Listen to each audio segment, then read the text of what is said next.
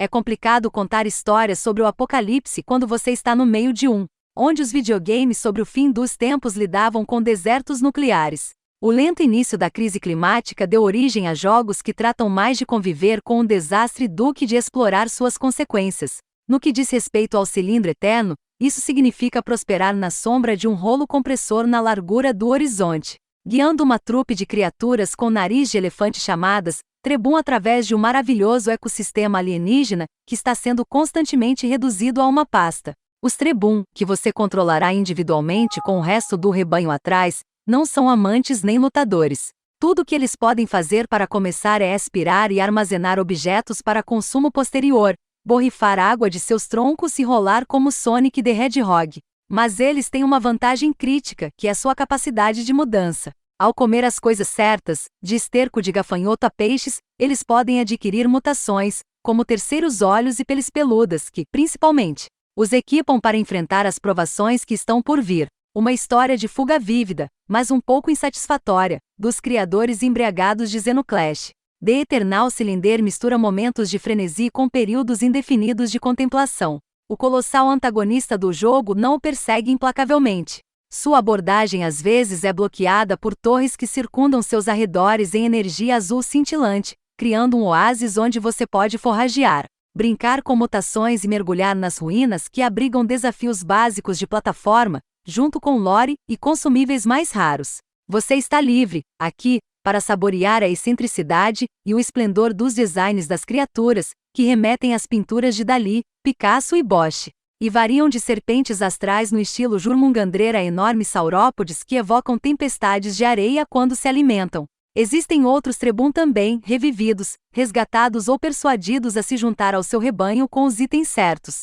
Entre as formas de vida indígenas estão os misteriosos servos do cilindro, sentinelas ciborgues cujos holofotes retiram as mutações de quaisquer Trebuns pegos em seu caminho.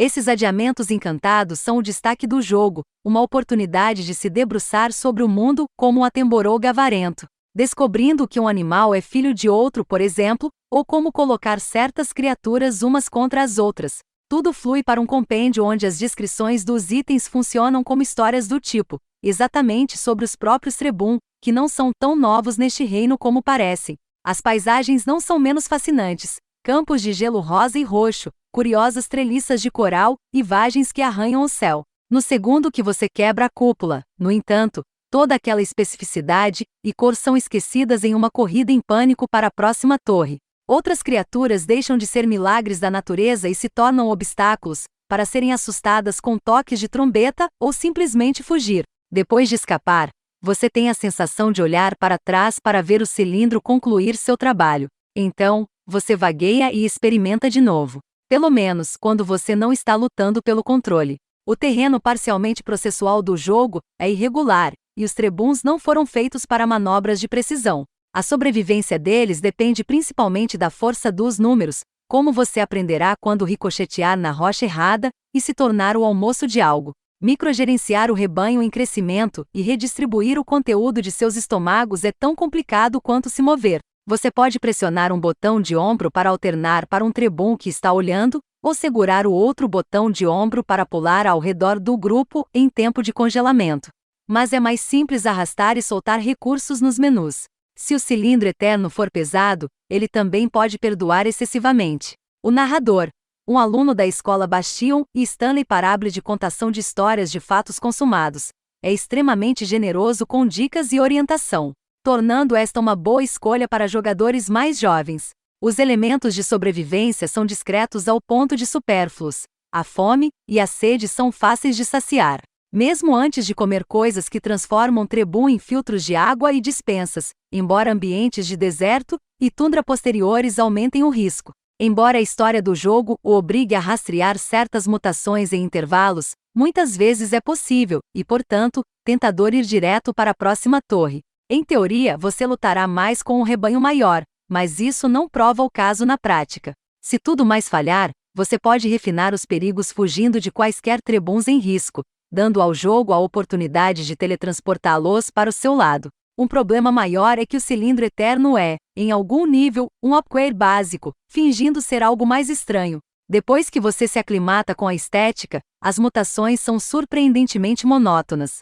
Alguns são maravilhas de um só tiro. Você pode codificar seu Trebum para servir como chaves de porta, ou plugar pés de ventosa para evitar que sejam arremessados de plataformas ventosas durante quebra-cabeças de santuários. Outros são repetições exóticas de movimentos básicos de outros jogos. Joelhos recurvados para um salto mais alto, estômagos de balão para planar. Incrementos de absorção de água ou resistência. O menos inspirador de tudo é aquele que permite fabricar uma moeda de cristal, com a qual você pode comprar melhorias genéricas de resistência e saúde em santuários.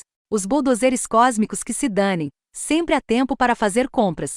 Embora perdas ocasionais e encontros involucionários com os servos do cilindro o encorajem a misturar as coisas, você eventualmente é capaz de tornar certas mutações permanentes. Como tal, o capricho e a diversão do início do jogo dão lugar a um processo constante de otimização.